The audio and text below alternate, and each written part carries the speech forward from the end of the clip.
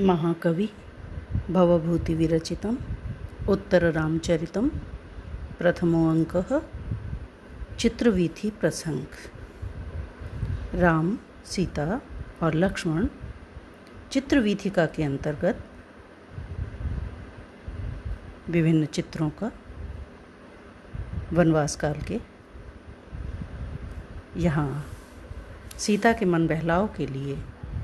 उनका दर्शन कर रहे हैं और एक अन्य चित्र की ओर उसको दिखाते हुए श्री राम सीता जी से कह रहे हैं, देवी परम रमणीयम एतत् सरह। हे देवी, ये इस चित्र में जो सरह तालाब चित्रित किया गया है वो बहुत ही रमणीय है, क्योंकि एतस्मिन् मदकल मल्लिकाक्ष पक्ष व्याधूत स्फुरत् उरुदंड पुंडरीकाः बाष्पाम्भः परिपतनो उद्गम अंतराले संदृष्टाः कुवलयिनो मया विभागाः। हे सीते, इस सरोवर में जो मल्लिकाक्ष नामक हंस चित्रित हैं और सफ़ेद कमल बने हुए हैं, नील कमल चित्रित हैं, तो इन तुम्हारे विरह काल में इन सब को देखते हुए मुझे तुम्हारा स्मरण हो आया था। एतस्मिन्, इस सरोवर में मदकल मल्लिकाक्ष, मदकल मदमस्त होने के कारण अव्यक्त कलरव करते हुए, आवाज़ करते हुए, मल्लिकाक्ष नामक जो हंस हैं उनके पक्ष व्याधूत पंखों को फड़फड़ाने की वजह से स्फुरत, जो स्फुरित हो उठे हैं, उरु विशाल दंड कमलनाल वाले पुंडरीका श्वेत कमल। तो इस सरोवर में जो धवल कमल खिले हुए थे और इसमें विचरण करने वाले मल्लिकाक्ष नामक हंसों के द्वारा जो मदमस्त होने के कारण अव्यक्त ध्वनि कर रहे थे, वो जब अपने पंख फड़फड़ाते थे तो वे विशाल कमलनाल वाले धवल सफ़ेद जो कमल हैं वो स्फुरित हो उठते थे और कुवलयिन है विभागः, कुवलयिन जो नील कमल हैं, ऐसे विभागा प्रदेश मया मेरे द्वारा, वाष्प अंभः, वाष्प आंसुओं का, अंभः जो जल था वह उसके परिपतन गिरने और उद्गम पुनः निकलने के अंतराले बीच में संदृष्टा मेरे द्वारा देखा गया था। तो इस सरोवर में मेरे द्वारा जो मल्लिकाक्ष नामक हंसों के पंखों को फड़फड़ाने से श्वेत कमल स्फुरित हो उठते थे और नील कमल जहाँ खिले हुए थे, उन प्रदेशों को उस अवधि में देखा गया था जब तुम्हारे विरह के कारण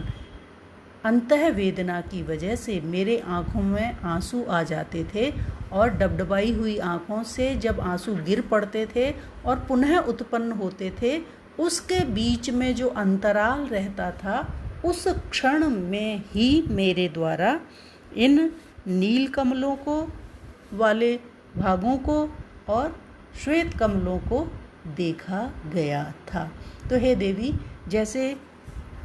धवल कमल हैं उनके समान तुम्हारे शुभ्र मुख का मुझे स्मरण हो आता था और खिले हुए नील कमलों को देखकर तुम्हारे लोचनों का मुझे स्मरण हो आता था और कमलनाल सदृश तुम्हारी कोमल भुजाओं का मुझे स्मरण हो आता था और उनके माध्यम से तुम्हें तत् विषयक विशेषताओं से युक्त तुम्हारा स्मरण करके मेरी आंखें आंसुओं से भर जाती थीं, और जब आंसू ढुलक जाते थे और पुनः उत्पन्न होते थे, उसके बीच जो अवकाश था, उसी अवकाश काल में मेरे द्वारा इन चीज़ों को देखा गया था। लक्ष्मण कहते हैं, दूसरा चित्र दिखाते हुए, अयम आर्यो हनुमान, और ये आर्य हनुमान हैं। इस चित्र में हनुमान जी को चित्रित किया गया है। सीता जी कहती हैं, एष स चिर निरव्यूढ़ जीवलोक प्रत्युद्धरण गुरूपकारी महानुभावो मारुति ही। ये सब प्रकार से जीवलोक का उद्धार करने से जो अत्यंत उपकारी तथा बहुत अधिक प्रभावशाली हैं, वे श्री हनुमान जी इस चित्र में चित्रित हैं। फिर सीता कहती हैं, वत्स एष स कुसुमित कदम्ब तांडवित बरहिण किन्नाम धेयो गिरिः तत्रानुभाव सौभाग्य मात्र परिशेष सुंदर श्रीमूर्छस्त्वया प्ररुदितेन अवलंबित तरुतले आर्यपुत्र है आलिखित है। ये कौन सा गिरी है जिसके नीचे कदम्ब के पेड़ों पर तांडव करते हुए मोर विद्यमान हैं और श्री राम निरंतर रोने के कारण मूर्छा को प्राप्त हुए से चित्रित हैं। लक्ष्मण कहते हैं, सो अयम शैलः ककुभ सुरभिर माल्यवान नाम यस्मिन् नीलः स्निग्धः शयति शिखरम नूतनस्तोयवाहः आर्येण अस्मिन्। हनुमान जी लक्ष्मण जी कहते हैं, ये वो शैल पर्वत है।